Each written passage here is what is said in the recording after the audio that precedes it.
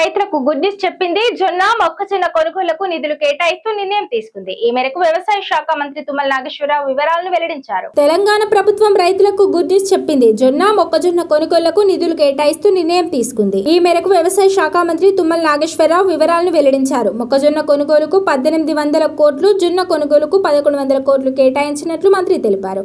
మొక్కజొన్న కొనుగోలుపై విన్నవించిన కేంద్ర ప్రభుత్వం స్పందించలేదన్నారు తుమ్మల.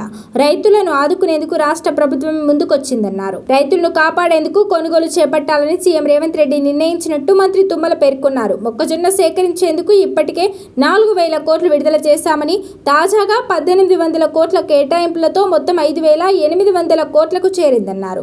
భారీ దిగుబడుల నేపథ్యంలో సీఎం రేవంత్ ఈ నిర్ణయం తీసుకున్నారని తెలిపారు. రైతులను ఆదుకునేందుకు ప్రభుత్వం ఎప్పుడూ ముందుంటుందని మంత్రి తుమ్మల చెప్పుకొచ్చారు. మరోవైపు 1100 కోట్లతో జొన్న పంట కొనుగోలు చేసేందుకు ప్రభుత్వం సిద్ధంగా ఉందన్నారు. ఈ సందర్భంగా జిల్లాల వారీగా సేకరించేందుకు ఏర్పాట్లు పూర్తి చేయాలని సంబంధిత అధికారులను మంత్రి ఆదేశించారు. అలాగే పొద్దుతిరుగుడు రైతులను ఆదుకుంటామని మంత్రి తుమ్మల భరోసా ఇచ్చారు.